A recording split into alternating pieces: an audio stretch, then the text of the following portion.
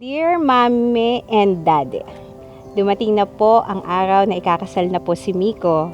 Gusto ko lang po magpasalamat sa napakagandang pagpapalaki ninyo sa kanya. Talaga sa laman ng mga prayers ko, ay kung sakaling magkakaroon ako ng asawa, ay sana kasama noon ang napakabait na magiging in-laws.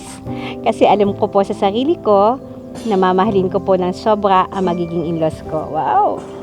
Dininig po ni Lord yung prayer ko na yon. Dear Mama and Papa, thank you for raising such a wonderful, kind, and loving daughter. Hindi ko po siya ituturing lang bilang asawa, kundi bilang pinakamahalagang biyaya sa buhay ko. For 2 years and 2 months, we learned what love really means. Hindi lang siya kilig, kundi pagtitiis, pag-unawa, at pagtitiwala. Hindi mo lang ako minahal, but you also made me feel safe, wanted, and chosen. Unexpectedly, ikaw pala yung answered prayer ko. Thank you sa lahat-lahat sa pag-aalaga sa aming magkapatid. Ngayon, turn ko naman para mag-alaga rin ng pamilya kong bago. We love you and we will always love you. Wow naman. Ish. Patawanin niyo daw ako.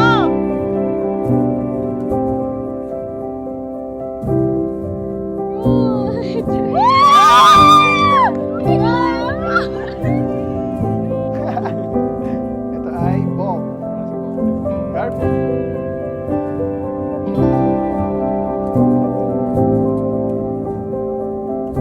Alam ko pong hindi madali ang ipagkatiwala ang isang anak sa iba. Kaya tigit po ang pasasalamat ko, ay sa iyo, sa pagtanggap ninyo sa akin, hindi bilang ibang tao, kundi bilang isa ninyong anak. Thank you, Mami. Yung unay mo laging sinasabi sa akin na ang hahanapin kong babae ay yung katulad mo. At yun, nahanap ko naman yun kay Shell lahat. Alagaan ko din siya gaya ng pag-alaga mo sa akin at pag-alaga ko sa inyo. Thank you, love you. Love you. Maraming salamat po sa pagtanggap nyo sa akin bilang bahagi ng iyong pamilya. Ngayong araw po, hindi lang po ako nagpakasal sa inyong anak. Nagkaroon din po ako ng magulang na mamahalin at igagalang po habang buhay. Love, Traven. Thank you, Traven. Naglaro ka. Ganyan talaga. Ikaw ang aking araw, araw-araw.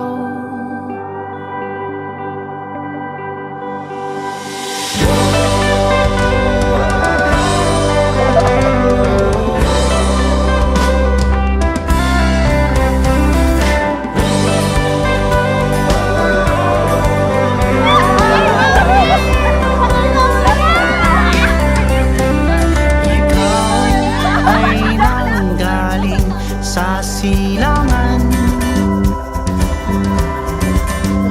at ako'y yung sinamahan sa dulo ng kanluran.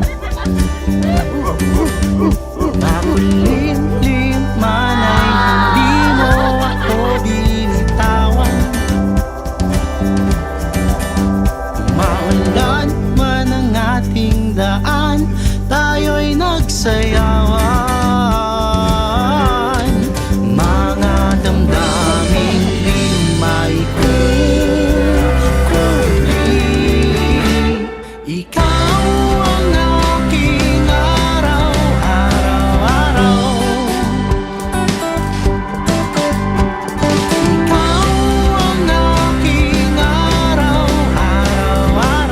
Pinahal at sinuportahan mo ako mula sa malayo. Pinatunayan mo na hindi basta-basta masisira ng distansya ang pagmamahalan na nabuo ng tama. Sa dulo, lagi mo akong inuuna. Lagi mo akong pinipiling mahalin in your most selfless way.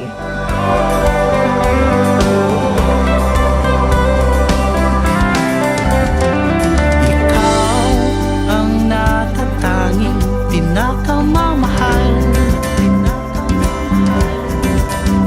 At ako'y yung tinuruan. Aakayin kita kapag mahina ka, ilalaban kita kapag hindi mo na kaya, at higit sa lahat, ibabangon kita kapag bumabagsak ka.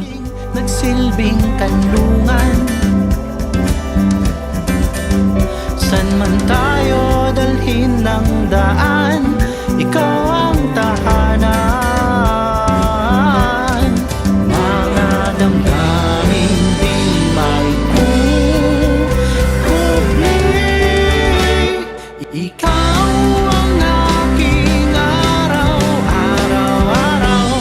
Ngayon meron ka ng kasama sa buhay. Mas maganda na bigyan mo siya ng panahon at oras. Dalawa kayong haharap sa mga pagsubok ng inyong buhay. Simula sa araw na to, sila ay bubuo ng isang masayang tahanan. Dahil simula sa araw na to, sila ay bubuo ng isang masayang pamilya. Ilang bahagi ng aking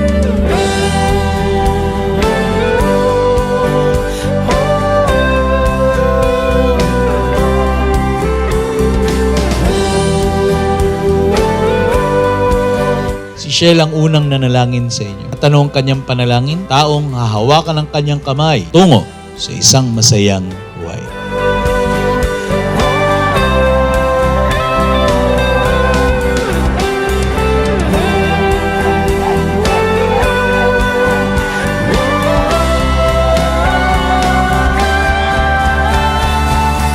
Mama, ngayon sasagutin ko na uli yung tanong mo. Sure na sure, ako na ang asawa. Kalain mo yun, ika nga ng iba. Mag-iitlog pala ang magpapaibig sa akin. So, ibig sabihin ba nun, araw-araw na akong kakain ng itlog? Ulam po. Maging mabuti kang asawa sa iyong asawa. Maging tapat. Alagaan mo ang pamilya mo, mamahalin mo ng buong buo si Shell. aking araw, araw-araw. Ikaw ang aking araw, araw-araw. Ikaw ang aking araw, araw-araw. Ikaw ang tahanan ko, ang dasal na sinagot at ang pinakamagandang desisyon sa buhay ko. Ininangan mo ang kabilang bahagi ng aking Mahal, bago kita nakilala, akala ko alam ko na kung ano ang tunay na pagmamahal. Pero nung dumating ka, tinuruan mo akong magmahal ng may tiyaga, may takot sa Diyos at may buong puso. Kapag tumanda na tayo at umabot sa puntong hindi na kita maalala, sana ay maalala ko pa rin kung gaano kita minahal. Sa'yo pa rin ako uuwi dahil ikaw ang pahinga at tahanan ko.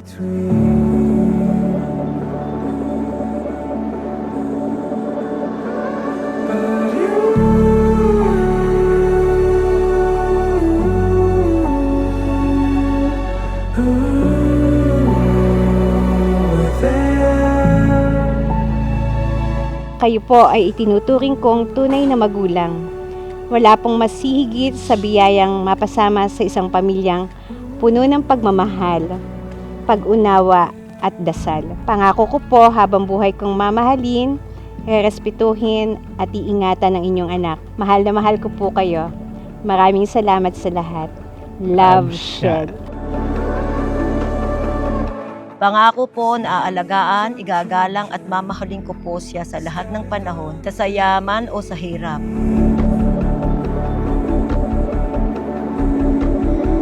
Hindi ka ako magbabago kasi may ayuda pa rin. Hindi ako magbabago kasi ganun yung kami pinalaki na hindi dapat makalimot sa magulang. I love you so much!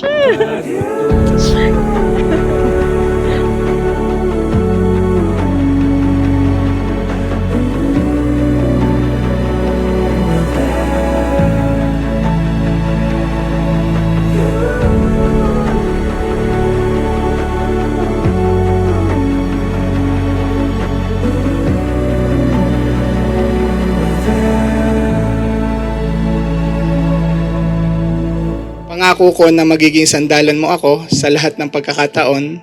Kapag masaya ka, sasabay ako. Kapag napapagod ka, yayakapin kita. At kapag nagdududa ka, ipapaalala ko kung gaano kita kamahal.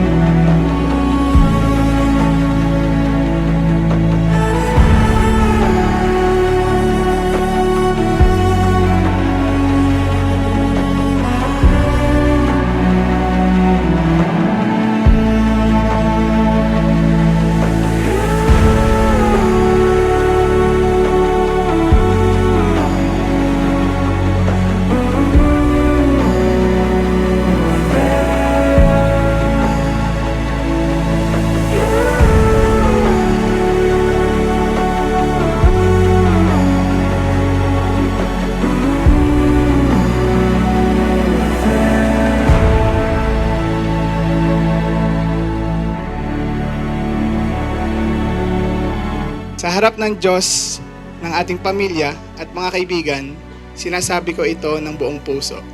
Ikaw ang mahal ko, ikaw ang pipiliin ko araw-araw, at sa habang buhay na ibinigay sa atin, ikaw at ikaw lang palagi. Alam ko na hindi mawawala ang pagsubok, pero ngayon hindi na siya nakakatakot kasi hindi na ako mag-isa. Dalawa na tayong kakapit, dalawa na tayong lalaban, at dalawa na tayong uuwi sa isa't isa.